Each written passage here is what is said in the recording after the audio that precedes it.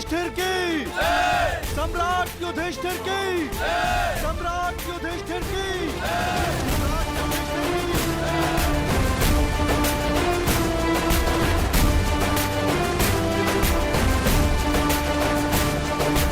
धर्मराज,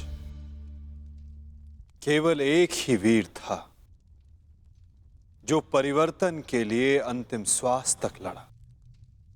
महारथी सूर्य पुत्र कर्ण।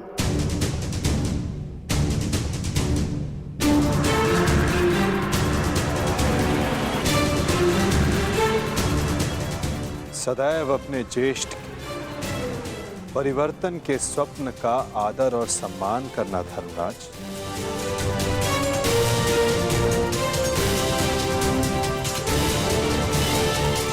सम्राट पद पर स्थापना के पश्चात मैं पहली घोषणा करता हूं,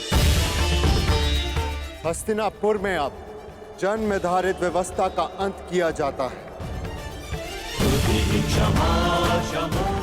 वर्ण व्यवस्था रहेगी, परंतु वो कर्म के आधार पर आधारित होगी।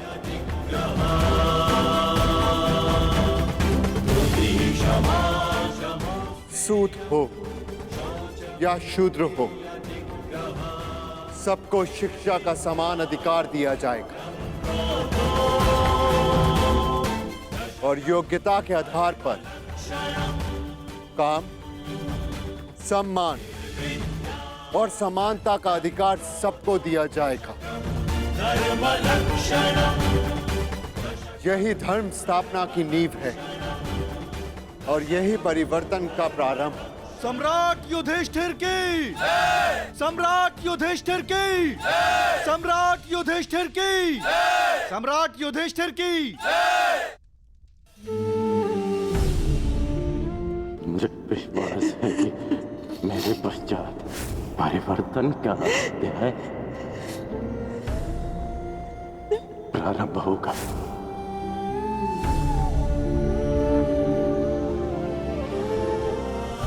देख रहे हो राधे, तुम्हारे मन चाहे परिवर्तन का प्रारंभ हो चुका है। महाभारत के इस महायुद्ध में 18 अश्वनी सेना और बहुत से महारथियों ने अपने प्राणों का त्याग किया है। मैं उन वीरों के परिवारों को नमन करता हूं।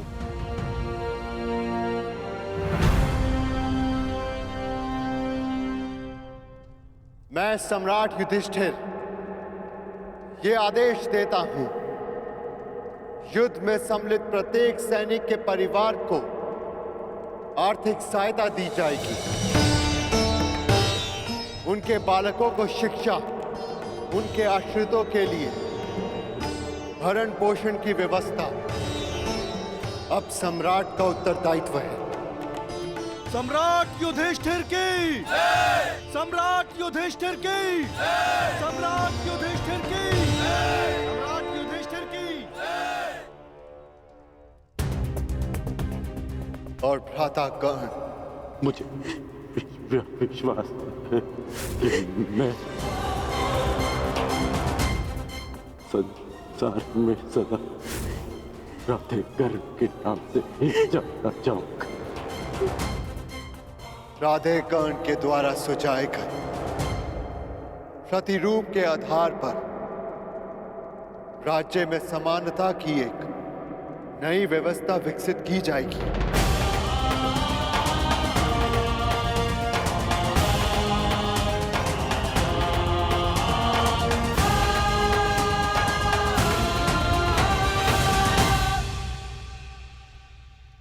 युधिष्ठिर और अन्य पांडवों ने अपने ज्येष्ठ कर्ण के दिखाए परिवर्तन के मार्ग पर चलते हुए एक धर्म राज्य का निर्माण किया। अर्जुन का लक्ष्य अब केवल एक महान व्यवस्था की स्थापना थी। 100 कौरवों का नाश कर देने वाले भीम ने भी अब निर्माण की भागदौड़ संभाल ली थी और नकुल सहदेव अपनी माता कुंती, गांधारी और बुजुर्ग हो चले धृतराष्ट्र की सेवा में लगे थे। हर ओर धर्म था, संपन्नता थी, आनंद था, परंतु अतीत से छूटा एक बाण परीक्षा बनकर भारत के भविष्य पर मंडरा रहा था।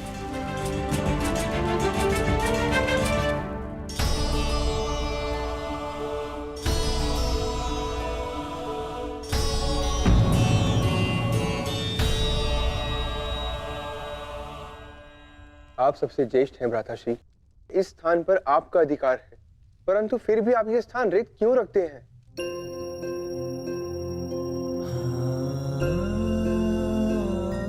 नहीं नकुल, ये स्थान मेरा नहीं है। भ्राता कर्ण हम सबसे ज्येष्ठ हैं और सर्वप्रथम इस स्थान पर सिर्फ उनका अधिकार है।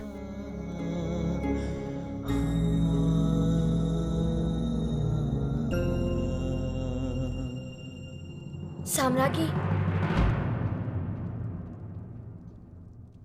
क्या हुआ दासी? इतनी व्यग्र क्यों हो? युवरानी उत्तरा को प्रसव पीड़ा होना आरंभ हो चुका है।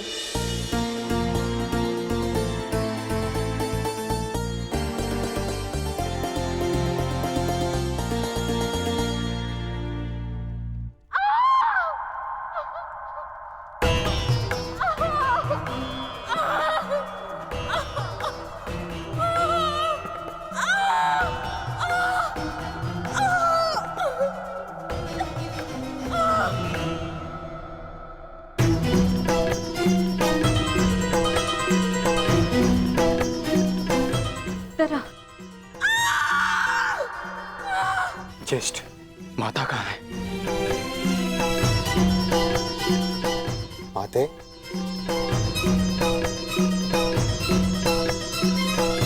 माता, माता वो उत्तरा। हम भीतर जाकर देखते हैं।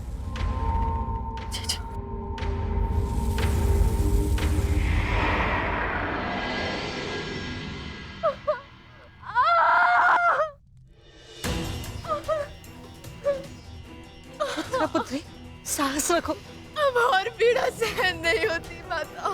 साहस रखो पुत्र, हम सब हैं तुम्हारे साथ।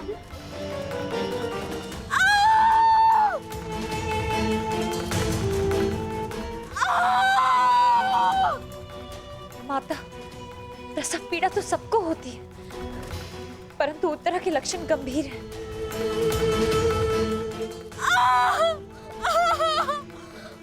माता, कहीं कोई अनहोनी ना हो जाए।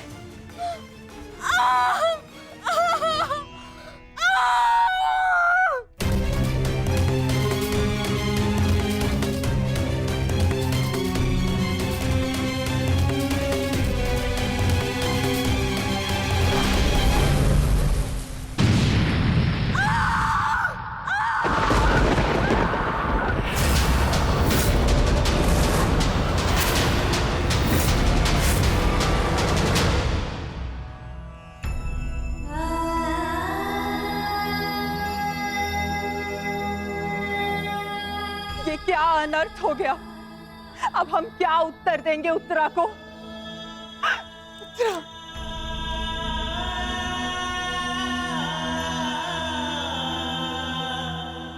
क्या अनर्थ कर दिया अश्वत्थामा ने।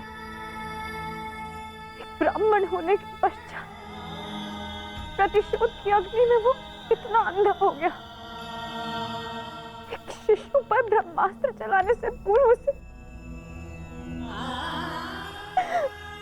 तनिक भी दया नहीं आई।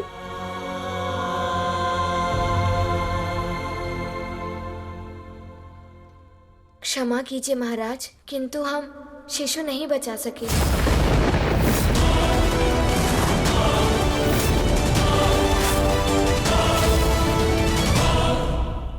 ये क्या अनर्थ हो गया?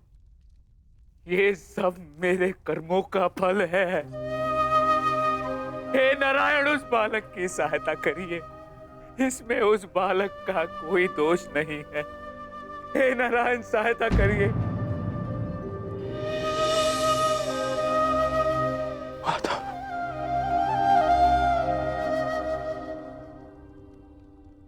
माता,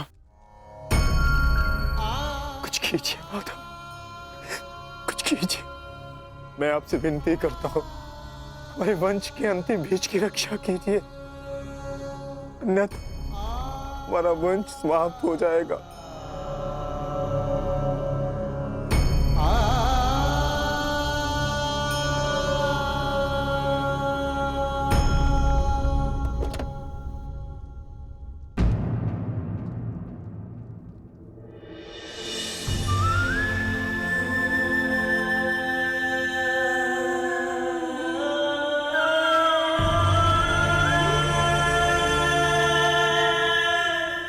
ब्रह्मास्त्र विफल नहीं जा सकता याज्ञसेनी।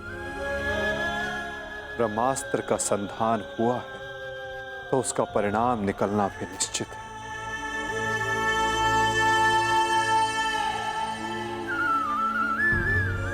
क्या यही धर्म स्थापना है माधव? इस अजन्मे शिशु का क्या दोष जो इससे भी अधर्म का मूल्य अपने प्राण देकर चुकाना पड़ा?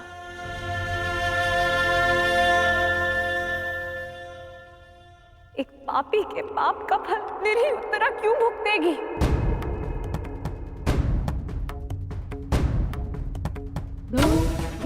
माधव, वो तो इस युद्ध में सम्मिलित भी नहीं थी, परंतु इस युद्ध में उसने अपना सब कुछ खो दिया। अपने पिता, अपना भाई, अपना पति और अब अपना पुत्र।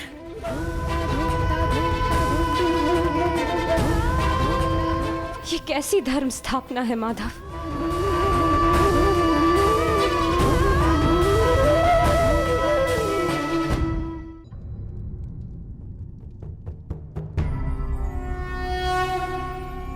यदा यदा हि धर्मस्य ग्लानिर्भवति। यदि मैंने अपने माता पिता का आजीवन सम्मान किया, यदि मैंने अपने गुरु की गुरु दक्षिण संपूर्ण मन से दी, यदि मेरे जीवन का हर कार्य का उद्देश्य शुभ रहा है,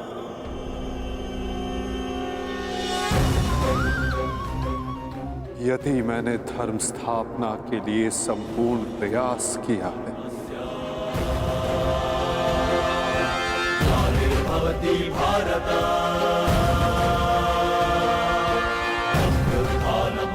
तो ये बालक अभी और इसी क्षण श्वास ले।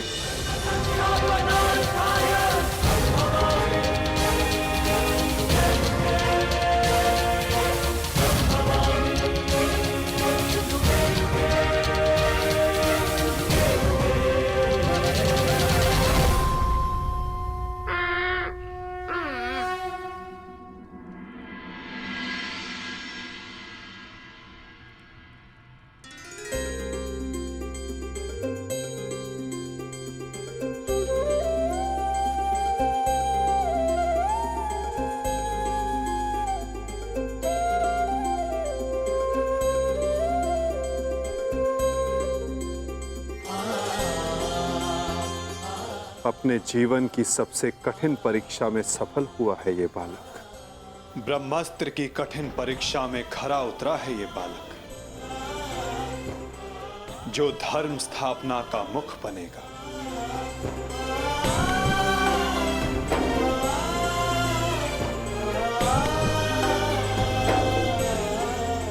परीक्षित।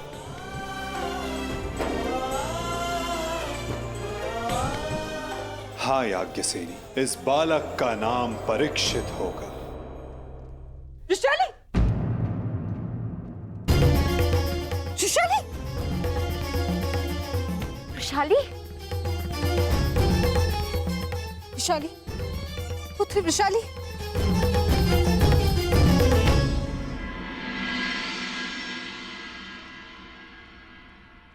बधाई हो सम्राट। देवी वृषाली माता बनने वाली हैं।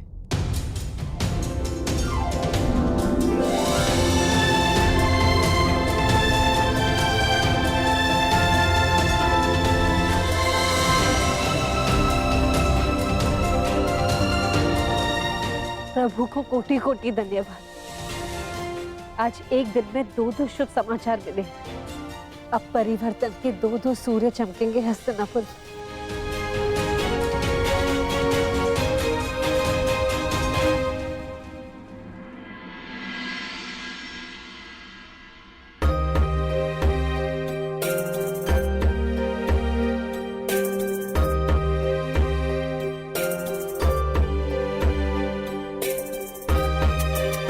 परिवर्तन का नया युग प्रारंभ हुआ है वृषाली।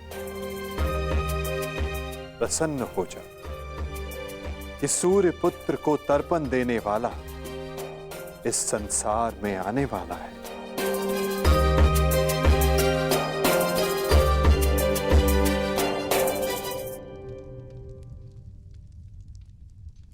अब आप सब मुझे आज्ञा दीजिए। नहीं माधव, इतनी शीघ्रता की क्या बात है? परीक्षित के 6वें संस्कार तक रुक जाइए। द्वारका प्रस्थान करने का समय आ गया है पार्थ। क्या हुआ माधव, सब ठीक तो है ना?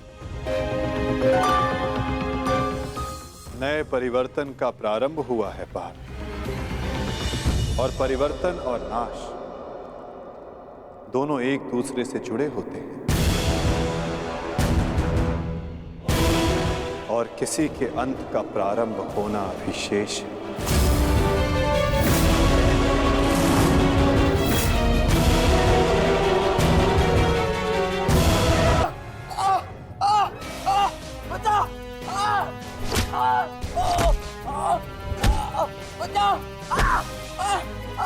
मैं तेरा अंत कर दूंगा। जानता है मैं कौन हूं? मैं हूं इस द्वारिका का भविष्य। सांब!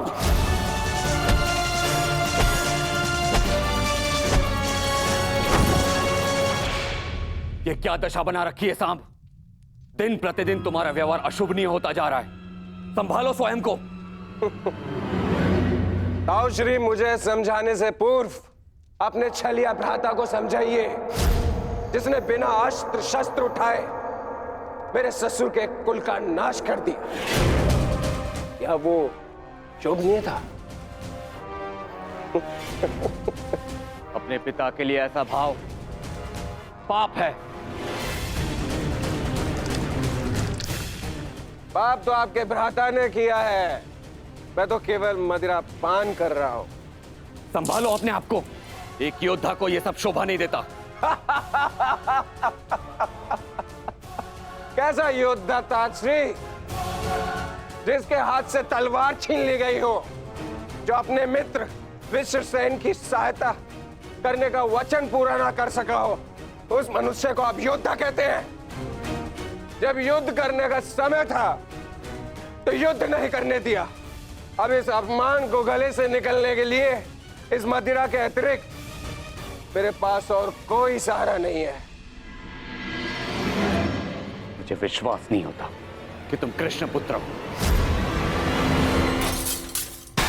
नहीं हूं मैं, नहीं उस छलिया का पुत्र। वो केवल मेरे लिए एक छलिया है, केवल एक छलिया। सांब!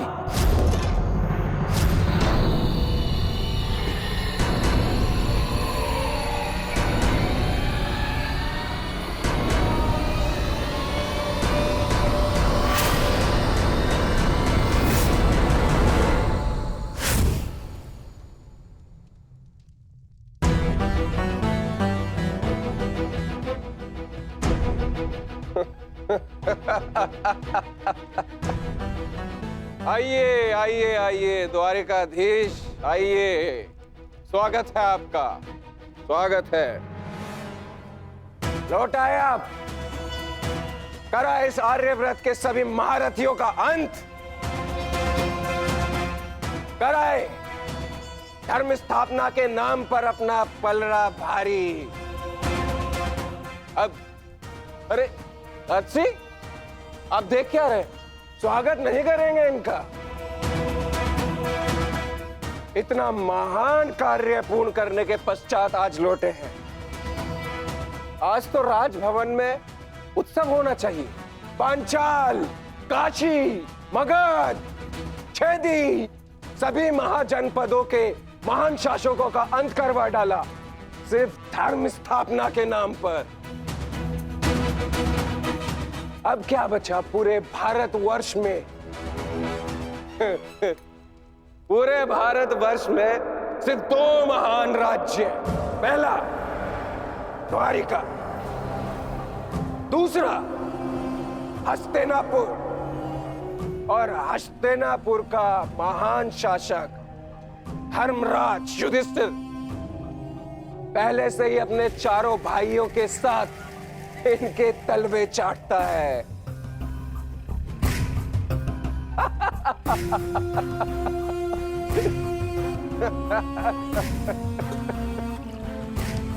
बधाई हो, बधाई हो वासुदेव, बधाई हो। आप अपने उद्देश्य में सफल हुए, जीत गया द्वारिका महाभारत।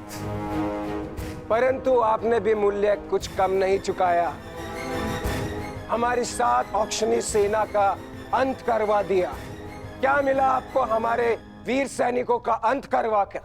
क्योंकि आपने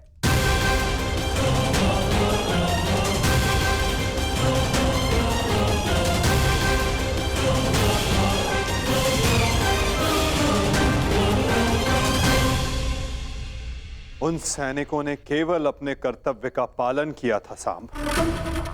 युद्ध लड़ा, अनेकों को मारा और स्वयं वीर गति को प्राप्त हो गए। उन्होंने तो स्वर्ग की सीढ़ियां पा ली सांब। परंतु तुमने अपने साथ क्या किया है पुत्र? तुमने तो स्वयं के जीवन को ही नर्क बना डाला है। तुमने वचन दिया था ना दुर्योधन और लक्ष्मण को कि महाभारत के युद्ध में तुम नारायणी सेना का नेतृत्व करोगे। तो क्यों नहीं बचाया अपनी सेना को? क्यों छोड़ आए अपने मित्र को अकेला युद्ध में? क्यों साथ नहीं दिया अपने मित्र का साथ? केवल अपने प्राण बचाने के लिए? यदि मैं अपने मित्र की सहायता नहीं कर सका तो केवल आपके कारण। आपने रोका था मुझे। मैंने तुम्हें रोका नहीं था साम, केवल विकल्प दिए थे। विकल्प? विकल्प यार में आपने मुझे भयभीत किया था। भयभीत नहीं किया था साम, मैंने केवल तुम्हें यदुवंशी के नियम स्मरण करवाए थे कि यदि नारायणी सेना परास्त होती तो उसके साथ नारायणी सेना का सेनापति अपनी उपाधि खो देता है। विकल्प मैंने अर्जुन और दुर्योधन को भी दिए थे। दुर्योधन ने युद्ध करना चुना और अर्जुन ने धर्म स्थापना। और तुमने युद्ध में भाग ना लेना चुना सांब।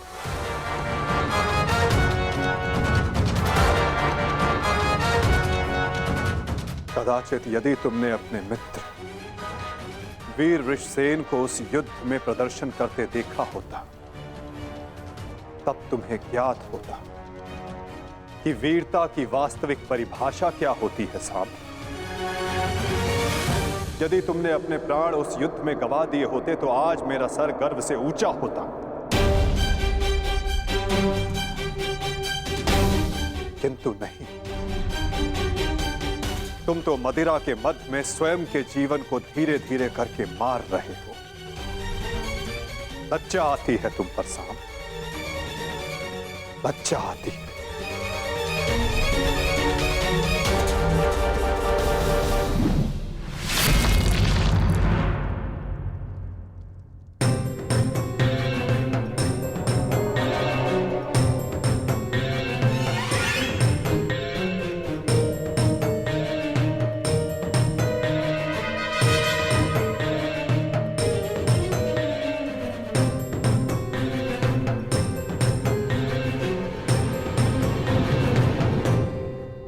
प्रणिपात पिताश्री।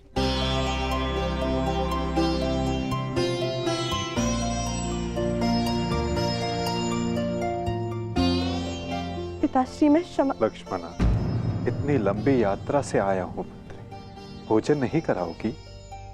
जी पिताश्री।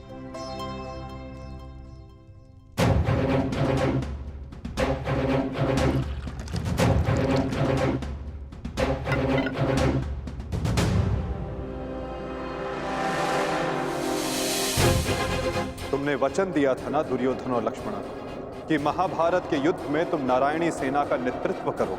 क्यों छोड़ आए अपने मित्र को अकेला युद्ध में? क्यों साथ नहीं दिया अपने मित्र का साथ? केवल अपने प्राण बचाने के लिए? यदि तुमने अपने प्राण उस युद्ध में गवा दिए होते तो आज मेरा सर गर्व से ऊंचा होता। लज्जा आती है तुम पर साम, लज्जा आती है। अपने क्रोध को शांत करो साम। कैसे करूं मैं खुद को शांत? पिता होकर सदैव मेरा मस्तक दूसरों के सामने झुकाता है, और आज भी तो यही किया उन्होंने। लाओ, मुझे दो मित्र।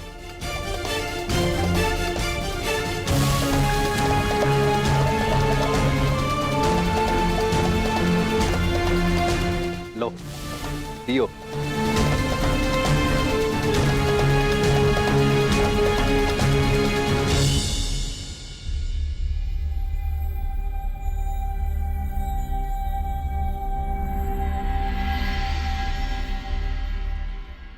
भोजन आराम कीजिए पिताश्री।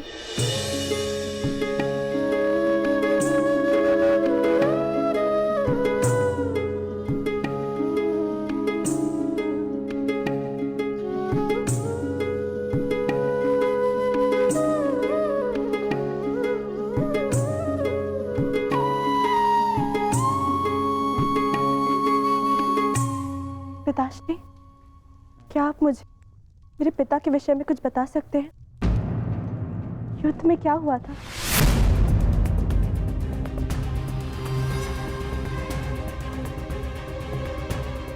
निसंदेह तुम्हारे पिता एक वीर और कुशल योद्धा थे पुत्र, और उन्होंने युद्ध में अलौकिक साहस दिखाया। निश्चित रूप से तुम्हारे पिता से बड़ा गदाधारी इस संसार में और कोई नहीं था पुत्री।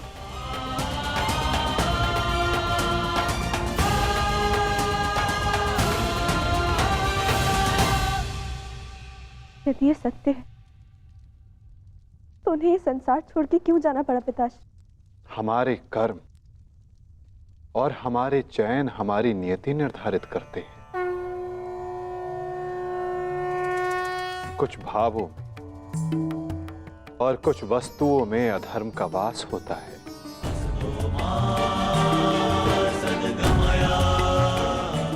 जैसे कि जुआ और मदिरा, ये व्यसन पहले लुभाते हैं और बाद में हमारे ही नाश का कारण बन जाते हैं पुत्री।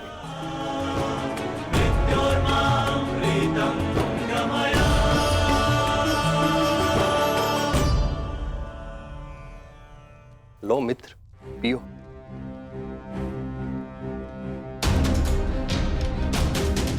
मैं जानता हूं कि तुम बहुत दुखी हो, किंतु चिंता मत करो, तुम्हारे मनोरंजन का प्रबंध कर दिया है मैंने।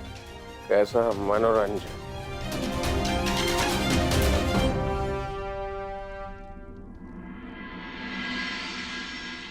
लक्ष्मणा, सदैव स्मरण रखना पुत्री, जब जब मनुष्य पर मद और जुए का प्रभाव बढ़ेगा,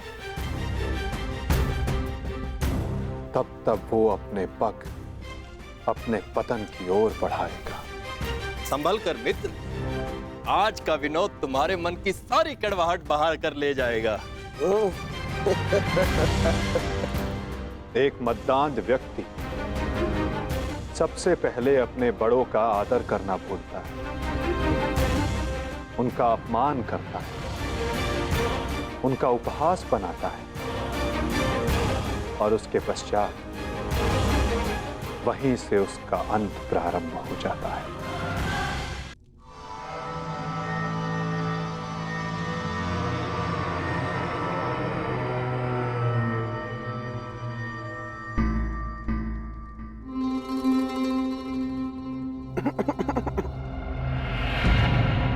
तो आप हैं महान ऋषि, सुना है महात्मा कि आप भविष्य बता सकते हैं।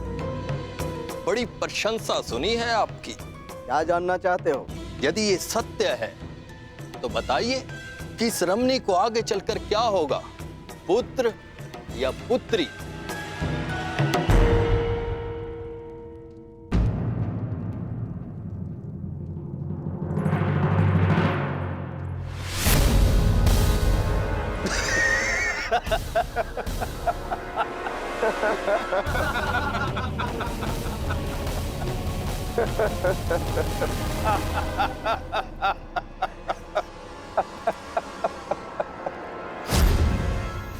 और समय बताना मत भूलिएगा महाराज। यदि आपकी भविष्यवाणी सत्य नहीं हुई तो आप अपनी बाकी की तपस्या हमारी बंदी गृह में पूर्ण करेंगे।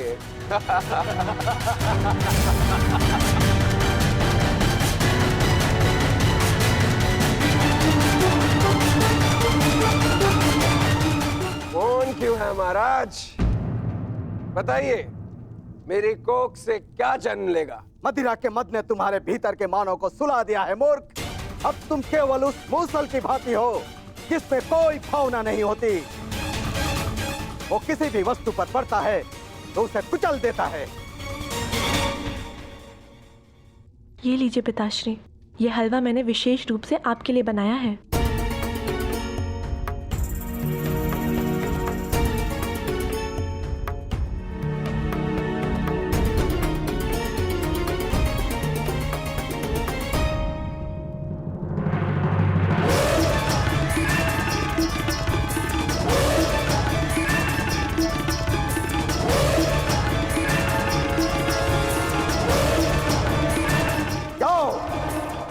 ठीक 1 सप्ताह के पश्चात तुम्हारे पेट से मूसल ही उत्पन्न होगा जो तुम्हारे वंश के विनाश का कारण बनेगा। जिस मदिरा के मद में तुमने मेरा अपमान करना चाहा, वो मदिरा तुम्हारे नाश का कारण बनेगी।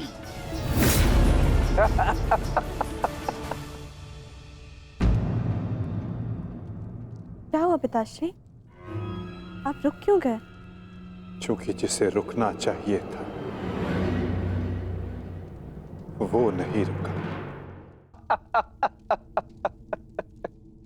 लगता है तुम्हें हमारे बंदी गृह के दर्शन करने की उत्सुकता कुछ अधिक है, इसलिए तुमने हमारा अपमान करने का दुस्साहस किया।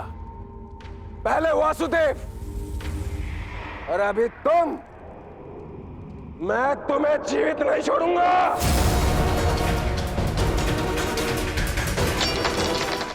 अरे ये क्या कर रहे हो मित्र? शांत हो जाओ और इनसे क्षमा मांगो ताकि अपना श्राप वापस ले ले। ये क्या कह रहे हो तुम? इस पाखंडी से क्षमा मांगू? ये एक पाखंडी है। भला कभी किसी पुरुष के कोख से कुछ जन्मते हुए देखा है? ऐसे ढोंगी साधु से डरने की कोई आवश्यकता नहीं।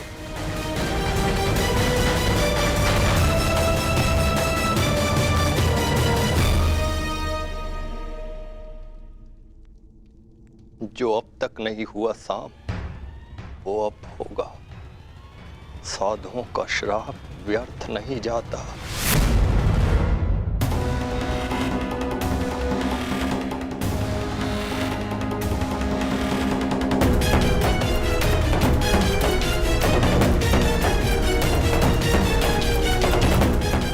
मुझे क्षमा करना पुत्री। कदाचित मैं तुम्हें कह सकता सदा सौभाग्यवती भव।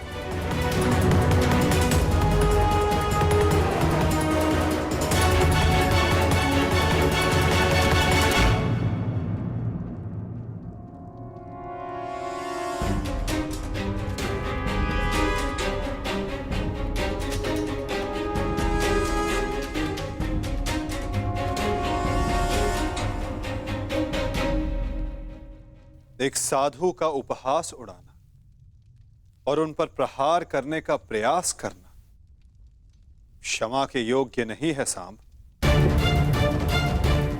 आपने तो सृष्टि के सभी महारथियों और अनेकों सैनिकों का वध करवाया।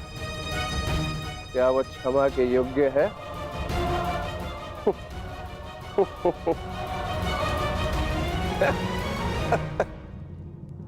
प्रतिवर्मा, तुम्हारी उपस्थिति में ये सब हुआ और तुमने सांब को रोकने का प्रयास नहीं किया।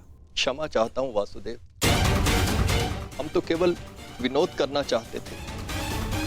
मुझे अनुमान भी नहीं था कि बात इतनी आगे तक बढ़ जाएगी।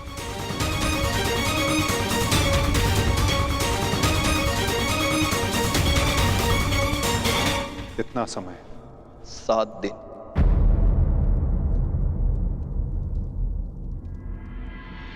सात दिन बाद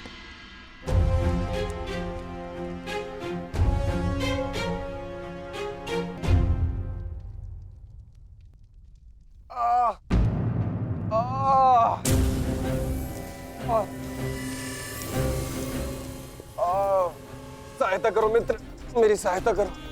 अत्यधिक पीड़ा हो रही है। कैसी पीड़ा हो रही है तुम्हें? लगता है उस साधु का श्राप मुझे लग गया है। आज 7वां दिन है और ये देखो मेरे पेट में अत्यधिक पीड़ा हो रही है। जाओ, आज से ठीक 1 सप्ताह के पश्चात तुम्हारे पेट से मूसल ही उत्पन्न होगा, जो तुम्हारे वंश के विनाश का कारण बनेगा।